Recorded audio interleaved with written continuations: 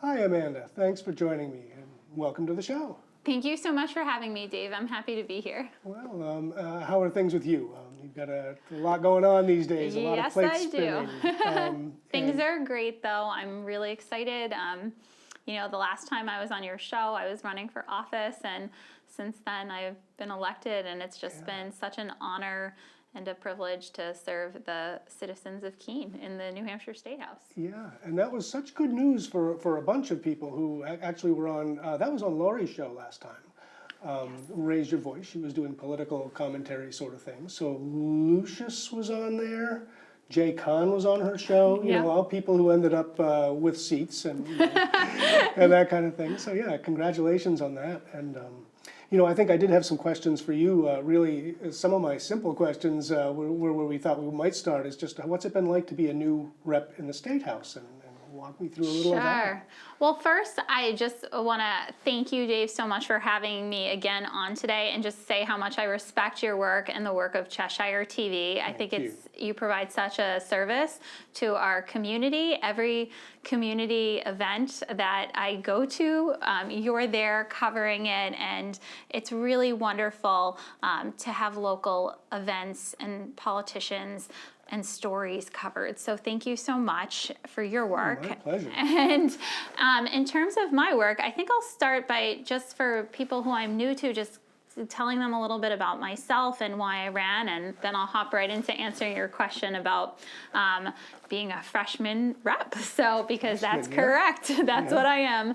So I, as many people know, but for those of you who I'm new to, decided to run for office for a few reasons. One is that I have been somebody who throughout my life has struggled for bodily autonomy. When I was a teenager, I needed to access an abortion, and I did face some abortion access barriers, but compared to many, I was privileged in that I had I could afford an abortion, and I was able to get that, and that allowed me to go to college and to graduate school, and to today be teaching yoga, have a little boy. I had him when I was ready to have him, and own a small business and be a state rep, and none of that would have happened if I was forced to carry through a pregnancy when I wasn't ready to.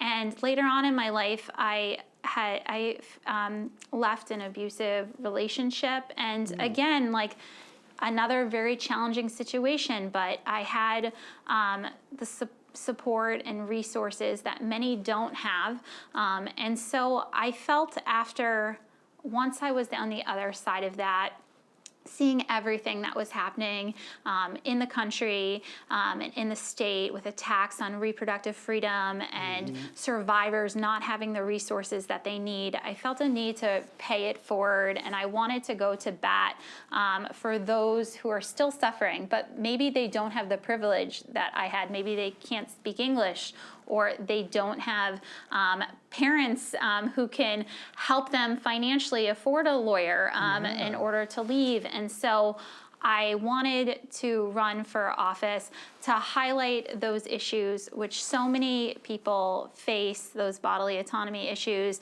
and bring them to the forefront, in addition to being a consistent progressive voice and vote in the New Hampshire House. And that's what I've been doing every day since I've gotten elected. And I, again, am just so grateful to the citizens of Keene for voting for me and being a freshman rep. It's been a wild ride because when I ran for office, I anticipated that Democrats would be in the majority in the legislature. I think we all thought we were going to get a lot better outcome than we did in November. Yep, it's been incredibly sad to see what the Republicans have been doing now that they have a Republican trifecta.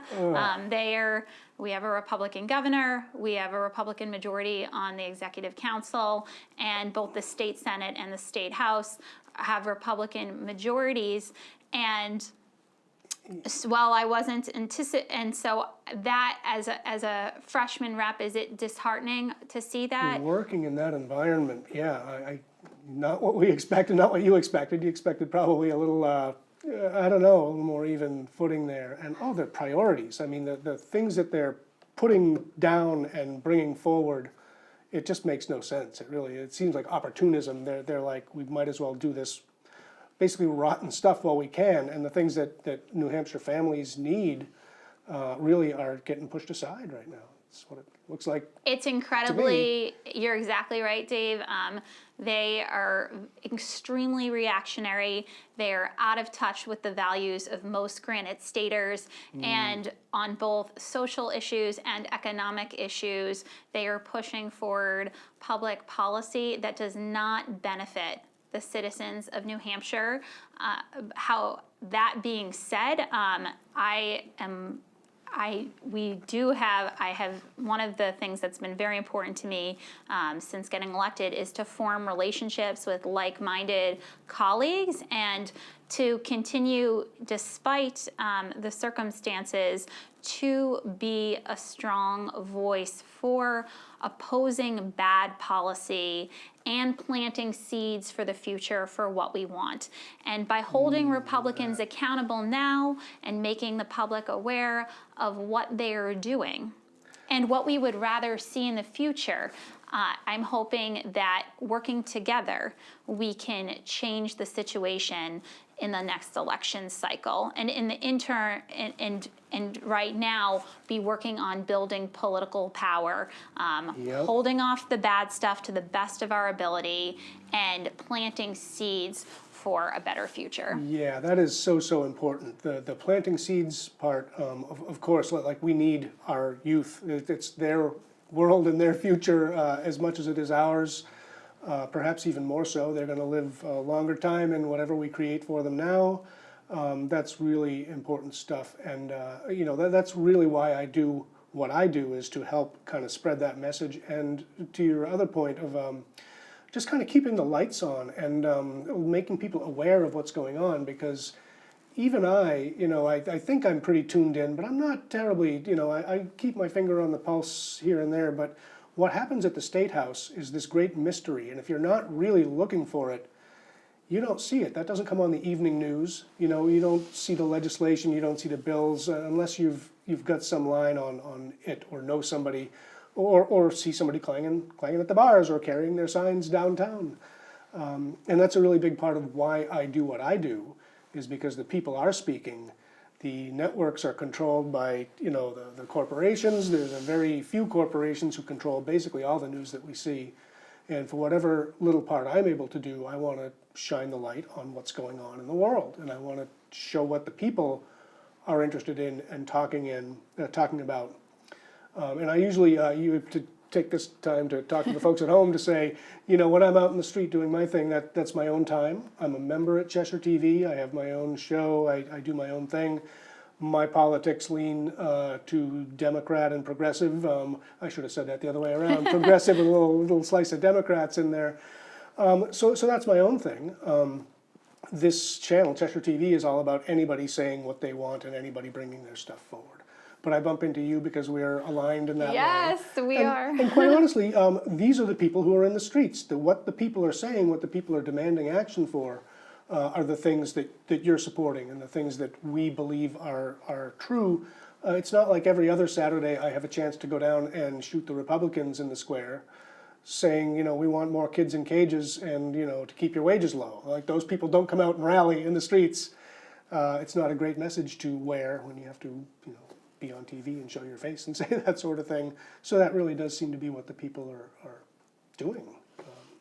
And I'm so grateful that you are covering these important progressive social movement events on your own.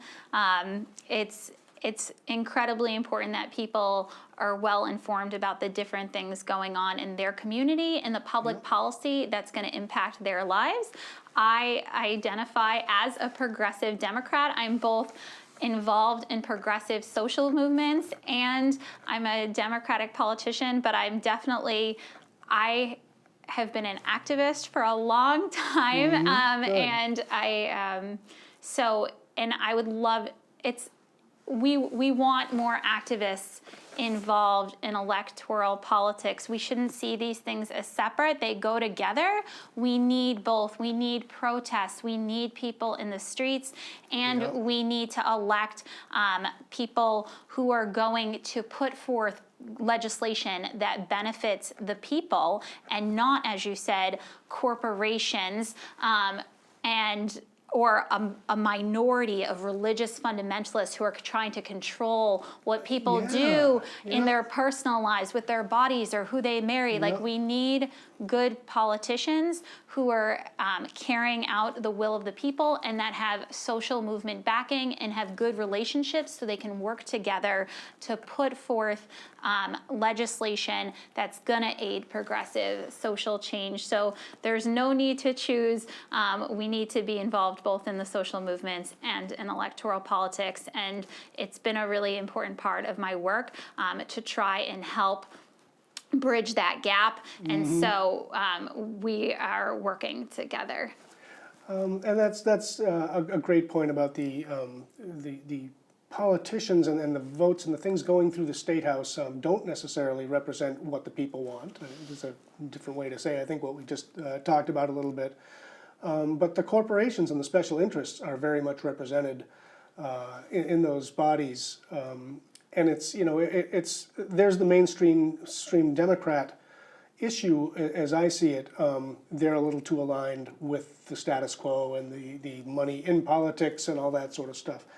And at the same time, we need the Democrats, and I think they need us as progressives, and we really are more together and on the same team than we are different. But it's an interesting process that we have, the two-party system and all the money in it. Some of my friends are very involved in getting the money out of politics. I happen to think that's one of our most critical issues, is people doing this stuff for the corporations who continue. I mean, the fundraising becomes most of what they do once they get into office is start raising money to keep their seat, and that's just wrong. But I do have a funny story to relate along those lines. I went to Concord to be a representative, a Democratic rep, when the big primary thing was going on, and all the primary candidates went to the State House. Yep. Not to the State House, but where was that in Concord? I might even be thinking Manchester. It was the big one, the big rally, and they start coming through the stands with signs for the candidates. So we were down front on the floor, and the cameras were all there. Everybody was there. 17 candidates or something. And as they were coming through, the first people through were carrying Biden signs. And I thought to myself, they were take one and pass one down. And I said, oh, no, thank you. I'll pass on the Joe Biden there. I was very much a Bernie guy. I was very much a lefty, sitting in the Dem section. But it took me a while before I realized that my purpose there was actually to take all the signs and cheer like mad when that was going on. But Joe was not my first choice. He was very much aligned with centrist Democratic policy. We didn't have much hope for him as a progressive at that point. He was just dead last on my list of guys. And I couldn't be happier right now with Joe and what he's managed to get done. I mean, you look at how hamstrung you can be getting put into that position. You look at what they did to Barack Obama and just said, we're going to say no to everything he does. So, I did not have great expectations or optimism, and I'm really happy with what Joe is doing. I'm happy that he's getting enough Democratic support to make that a thing. And right now, we live and work within the two-party system, and I think we have a lot of good friends in the Democratic Party as progressives, and vice versa. There's a lot of stuff going back and forth. I think I can speak to that a little bit, Dave. Yeah. So I also I am on the left side of the Democratic Party. I'm in the Warren Bernie Sanders camp, but I always support, just like you and progressive organizations, I always support at the end of the day whoever our nominee is, and there's no doubt that any moderate Democrat is way better, leaps and bounds better than our Republican opposition. And so I'm happy that you highlighted that. And so I was, during that Democratic primary, personally very torn between Senator Warren and Senator Sanders. I ended up supporting, I'm a feminist. I really appreciate a lot of Senator Warren's work around feminist issues and highlighting things like pregnancy discrimination and going to bat for child care. These are universal child care. These are really important issues. And but Senator Sanders is a feminist too. He is a white old man who absolutely goes to bat for everybody. And so I applaud him for being a role model to show just because you don't personally experience something doesn't mean that you can't have empathy and be an advocate. I ended up voting for Senator Sanders. In the Democratic primary, I am a big believer in free, universal health care. I believe, as a feminist, you cannot have things like good reproductive health care if you don't have access to health care in general. And so because of Bernie's long-term commitment to that, I did end up voting for him in the Democratic. I would have put you on Warren here, did. and I would have totally understood. I spent a lot of time with Warren's people when the primary was going on, and so that was funny too, because some of the Bernie-crats were just not Warren people, and some of the Warren people were like, oh, they did not think much of Bernie. I thought that was odd. But they were so closely aligned. They were. And they were wonderful people. Everybody I met was passionate on that side. Everyone was intelligent and articulate and was they really believed in their cause. They really did a great job. So I wouldn't, to your point, I would absolutely vote for the nominee. The protest votes, please, people, please, you folks at home.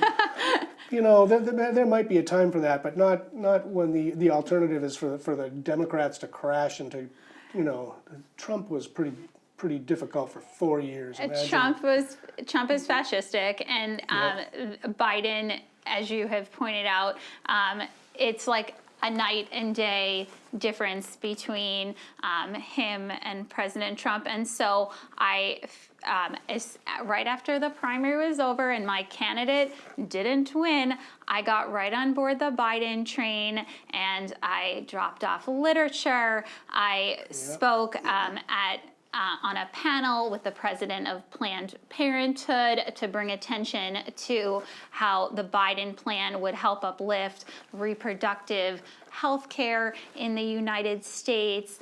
And so it's, and I went to visibilities on the lawn in Keene. And so I refuse to choose between being a progressive and being a Democrat. I am both, and and voting against wrong is as important as voting for the right candidate.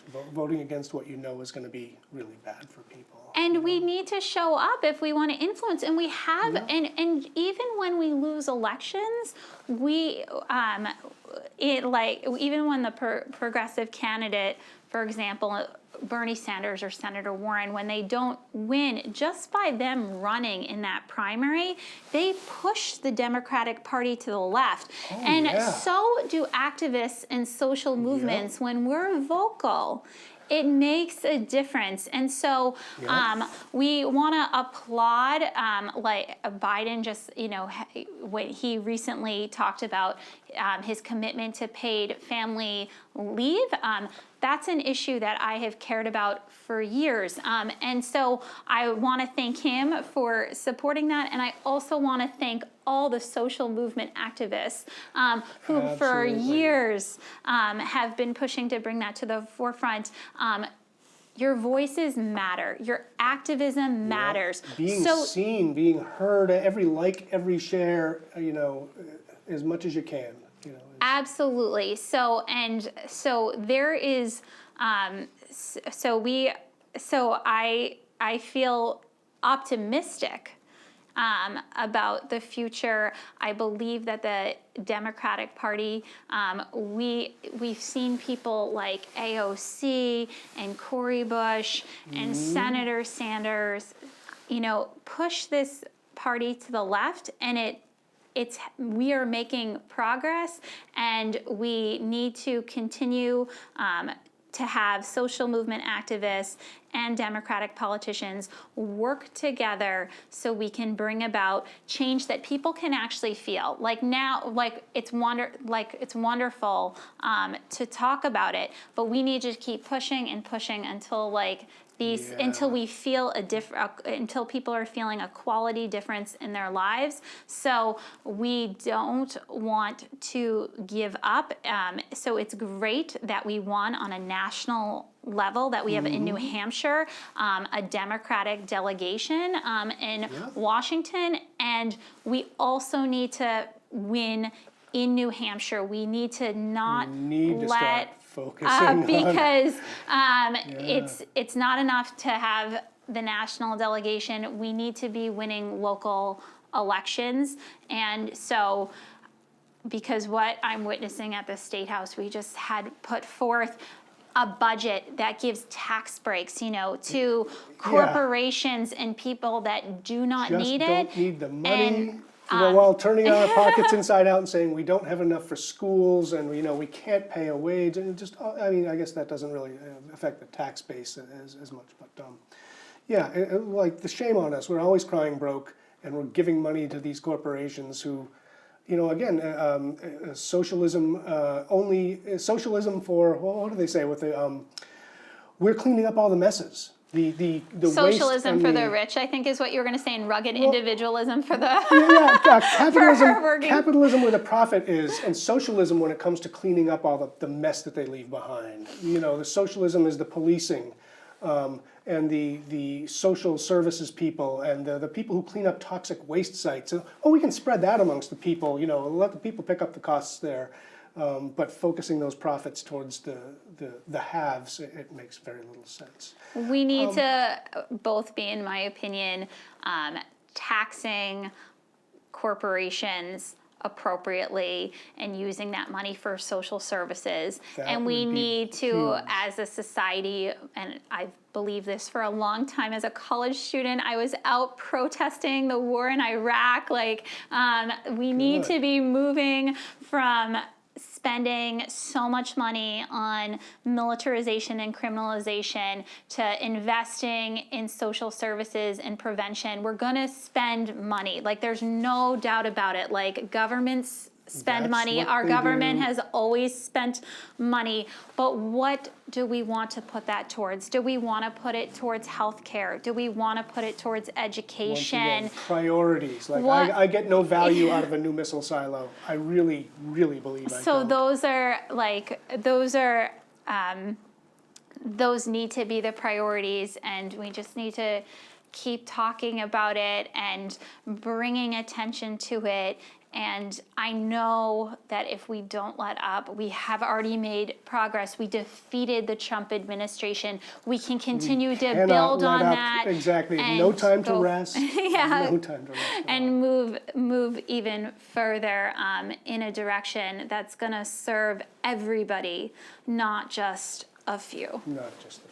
Great points. Yeah. Tell you what, can we take a quick break and we'll come back and talk about some more things? I know there's a lot to get to, and we don't want to run out of time here. So you folks out there, stick around. We'll be back in just a few minutes with Amanda Elizabeth Toll.